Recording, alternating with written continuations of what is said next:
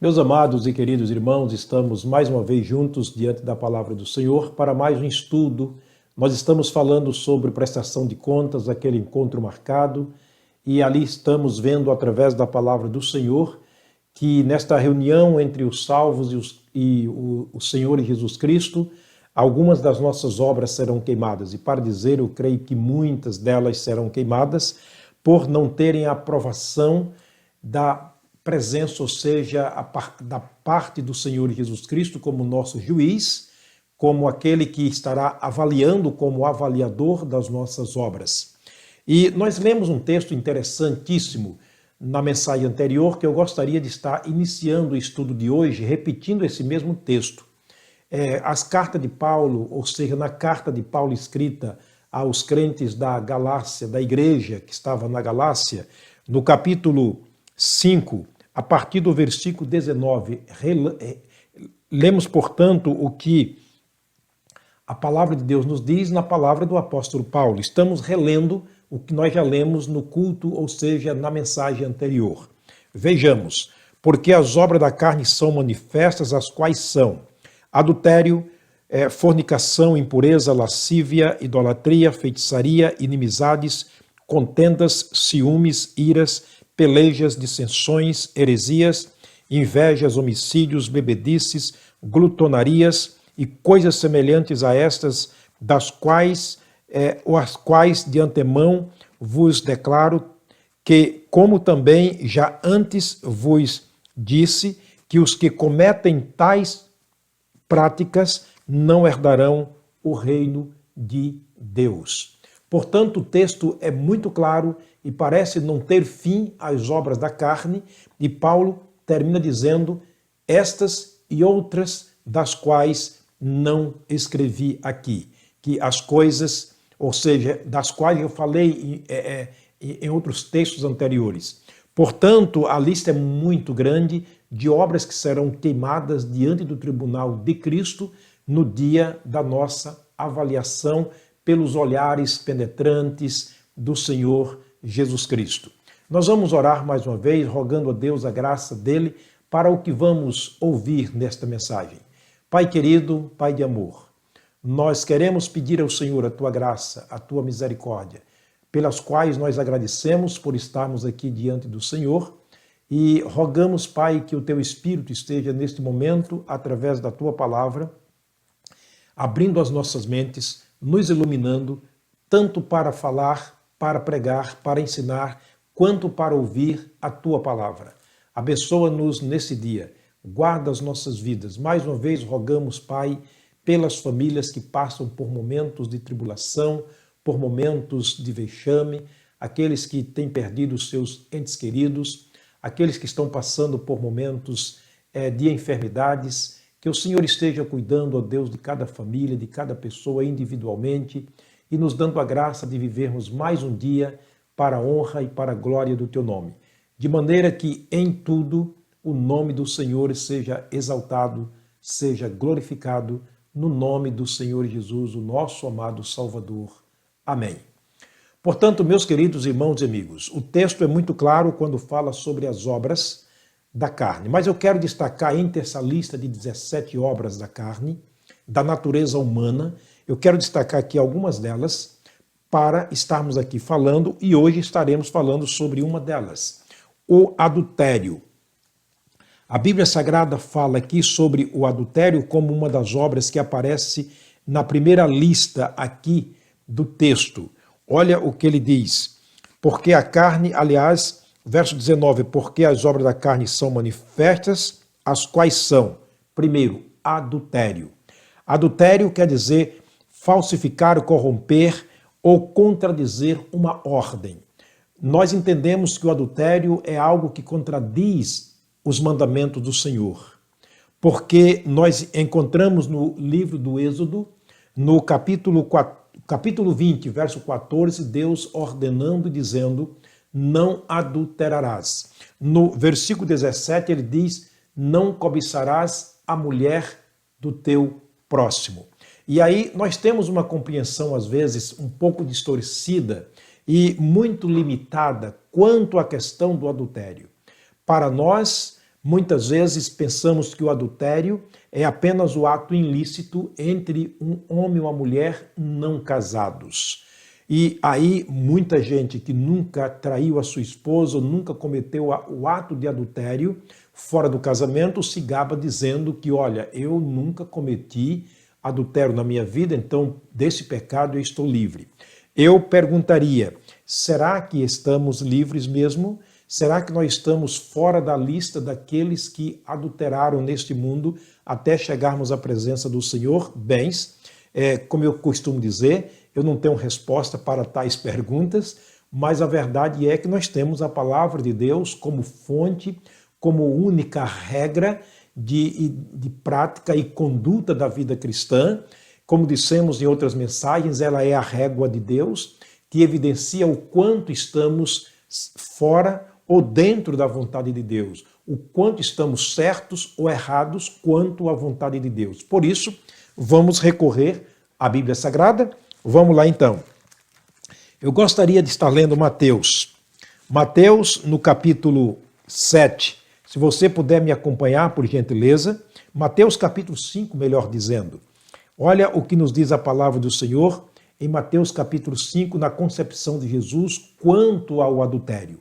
O que realmente é adultério? Será que adultério é simples e unicamente deitar-se com uma mulher que não é sua esposa, traindo a sua esposa e ela traindo o seu esposo ou vice-versa, e daí nós carimbamos e justificamos isto como adultério? Será que na concepção de Jesus o adultério é simplesmente quando o pecado ou o ato é cometido? Bens, vamos ver o que a Bíblia Sagrada nos ensina. Jesus, falando aos seus discípulos e às multidões naquela época, ele estava ensinando ao povo baseado nos 10 mandamentos, que está no Êxodo, capítulo 20, e ele se refere no capítulo 5 de Mateus, versículo 27. Ele diz assim: ouviste que foi dito aos antigos, não cometerás adultérios, o adultério. Aí ele fala sobre a prática em si do pecado. Quando ele diz não cometerás adultério, quer dizer, não cometa o ato de adultério. Jesus, quando esteve aqui no seu ministério, trouxeram-lhe uma mulher para ser apedrejada, porque eles alegavam dizendo que tal mulher foi apanhada no ato do adultério ou de adultério. Nesta questão, nós entendemos que o adultério, em primeira instância, aos nossos olhos, e de acordo com o que foi dito aos antigos, seria deitar com uma mulher que não é sua esposa, ou com o marido, ou com um homem que não é o seu esposo. Isso é cometer adultério. Mas olha o que disse Jesus no versículo 28. Ele diz, eu, porém, vos digo que qualquer, ele não deu uma lista, ele não citou quem seria o privilegiado. Ele diz, qualquer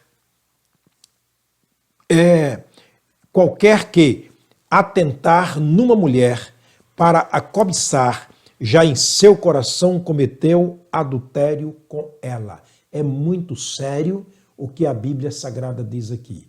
Quem está fora desta prática de adultério, segundo o que disse Jesus, cujas obras serão queimadas diante do tribunal de Cristo. Repito mais uma vez os 2 versículos lidos para que haja uma compreensão. Versículo 27, ele nos traz à memória os 10 mandamentos como ordem de Deus. Ouviste que foi dito aos antigos, não cometerás adultérios. Ele diz, eu porém vos digo que qualquer que olhar ou atentar para uma mulher, ou numa mulher para cobiçar, já em seu coração cometeu adultério com ela.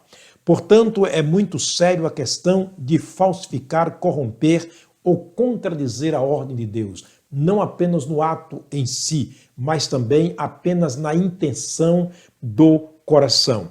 Talvez você me pergunte, mas por que, pastor, a intenção do coração seria diante de Deus considerado como um ato já realizado? Bens, mais uma vez eu digo, não tenho resposta, mas a Bíblia Sagrada, ela tem resposta para todas as nossas indagações. Eu quero te conduzir até o segundo livro, ou seja, até o segundo evangelho, Marcos, no capítulo Marcos no capítulo 7, olha o que disse o próprio Jesus, que disse lá em Mateus capítulo 5, ele vai responder para nós essa questão no capítulo 7 do livro de Marcos, a partir do versículo 21, porque o pensamento em si, o pensamento, o desejo do coração em si diante de Deus já é considerado como ato de pecado. Olha o que ele diz, verso 21 de Marcos capítulo 7. Porque do interior do coração dois homens, ele não fala do homem. Em Mateus ele diz qualquer, aqui ele diz dos homens, porque do interior do coração dos homens saem os maus pensamentos, os adultérios, as fornicações, os homicídios, os furtos, a avareza, as maldades, o engano, a dissolução, a inveja, a blasfêmia, a soberba, a loucura. E o verso 23, ele termina dizendo: todos esses males procedem de dentro e contaminam os homens. O texto é muito claro na explicação, na teologia do Senhor Jesus. Ele diz que todos esses males procedem de dentro do coração do homem. Portanto, observa que o nosso coração é mau. É mau por questão da natureza adâmica, da natureza que recebemos de Adão. Aquilo que nós falamos na mensagem anterior, aquela natureza que tende, que inclina para as coisas da carne, para as coisas do mundo, para a perversidade do mundo, para as concupiscências dos olhos, as concupiscências da carne e a soberba da vida. Todos esses males procedem de dentro, de dentro. Por isso que Paulo, escrevendo aos Romanos, no capítulo 7, ele diz: quem me livrará do corpo desta morte? Ele disse: olha, o que eu sinto que nos meus membros existe uma lei que guerreia contra a lei do meu entendimento e me levando cativo, de sorte que aquilo que eu devo fazer, que eu quero fazer, não consigo, mas quer dizer, o bem que eu quero fazer não consigo, mas o mal que eu não quero fazer e que eu não devo fazer, é esse que eu faço, porque somos conduzidos por uma natureza pecaminosa, uma natureza caída, depravada, deplorada, de maneira que o desejo dessa natureza é, na verdade, falsificar, corromper e contradizer a ordem bíblica. Portanto, a nossa concepção do ato ou seja, do adultério como sendo apenas depois do ato cometido, cai por terra, porque esta é a nossa concepção. Mas para que o homem não se glorie das suas obras e dizer que vai ser justificado diante de Deus porque nunca praticou o ato, mas cobiçou tantas vezes, desejou no seu coração tantas vezes, e para Deus já na verdade era um ato cometido, ou um ato praticado diante dele. Mas como nós poderíamos compreender essas questões? Através da palavra do Senhor. Observe o que disse Paulo aos Hebreus, quero te conduzir até o livro, até a epístola escrita aos Hebreus, no capítulo 4. Aqui um texto interessantíssimo. Aqui o escritor aos Hebreus, ele está falando do Senhor Jesus como sendo a palavra, e a palavra como sendo o próprio Jesus, aquele que conhece o interior do coração, de onde saem todos os males e contamina todo o homem. Ele aqui ousa falar da palavra de Deus como sendo o próprio Jesus, o verbo de Deus, aquele que conhece a gente por dentro, aquele que conhece o íntimo do coração, o íntimo da nossa vida, aquele que pode escrever tudo aquilo que acontece na nossa vida sem que antes tenha sido colocado em prática. Olha o que ele diz no capítulo 4, versículo 12. Porque a palavra de Deus é viva e eficaz, e mais penetrante do que alguma espada de dois gumes, e penetra, agora observe a precisão com que ele escreve aqui, e penetra até a divisão da alma e do espírito, divide até a parte emocional e a parte racional do homem. e é apta para discernir os pensamentos e intenções do coração. Vou repetir o versículo mais uma vez para que nós tenhamos todos os detalhes do texto. Porque a palavra de Deus é viva e eficaz, e mais penetrante do que espada alguma de dois gumes. Penetra até a divisão da alma e do espírito, das juntas e medulas, e é poderosa para discernir os pensamentos e intenções do coração. Espera, quer dizer que o coração tem pensamentos e intenções. É exatamente o que disse Jesus em Marcos capítulo 7. Olha, do interior do coração do homem saem os maus pensamentos. Do coração do homem saem as más ações. Tudo aquilo que é praticado como más obras, primeiro começa no coração. O coração, na verdade, está falando do nosso interior, da nossa natureza velha, da nossa natureza caída, da nossa natureza depravada. E aqui ele diz que Deus conhece essa natureza. Ele nos criou e ele conhece tudo sobre nós. Então ele diz que através da sua palavra, ela penetra, ela vai até o íntimo do nosso coração e ela revela quais são os nossos pensamentos e intenções do coração. É por isso que João Batista, quando ele começou o seu ministério, ele começou a mensagem do ministério, ou seja, do evangelho, através do arrependimento. Esse era o princípio lançado por João. Arrependei-vos, quer dizer, mude os seus pensamentos, mude as suas intenções, mude os seus sentimentos. Isso é do coração. Jesus deu início o seu ministério também pregando sobre o arrependimento.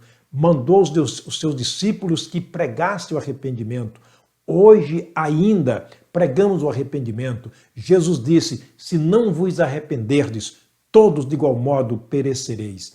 Portanto, o arrependimento é aquilo que concede a nós o privilégio, a graça, o poder que vem de Deus através da sua palavra, de, como disse Paulo, matar a natureza velha com as suas práticas. O versículo 13 termina o escritor de aos Hebreus dizendo o seguinte, e não há criatura alguma encoberta diante dele, antes todas as coisas estão nuas e patentes aos olhos daquele com quem temos de tratar ou daquele a quem temos de prestar conta dos nossos atos, das nossas obras. Portanto, meus queridos irmãos e amigos, não há como fugirmos da presença de Deus e sobre tudo isto, só existe uma única maneira de salvar a nossa natureza, ou seja, de salvar as nossas obras, quando elas são feitas em Deus.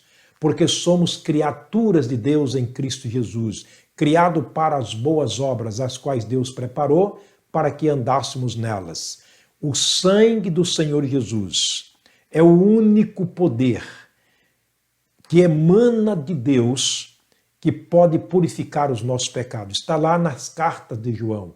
Ele disse, o sangue de Jesus Cristo, seu Filho, nos purifica de todo o nosso pecado. Se o nosso coração nos condena, maior é Deus, que nos deu o seu Filho Jesus, que é o nosso grande advogado, para que possamos sermos salvos. Ele disse, se o teu coração acusar, maior é Deus que nos justifica. Se pecarmos, temos um advogado para com o Pai, Jesus Cristo, o justo. Ele disse, se confessarmos os nossos pecados, ele é fiel e justo para nos perdoar os pecados e nos purificar de toda a injustiça. Espero ter sido muito claro quanto essa primeira obra dessa lista, que nós estaremos aqui examinando, quanto ao ato do pecado diante de Deus como obra que será queimada diante do tribunal de Cristo. O Senhor te abençoe, o Senhor te guarde. Até a próxima mensagem, se o Senhor nos permitir.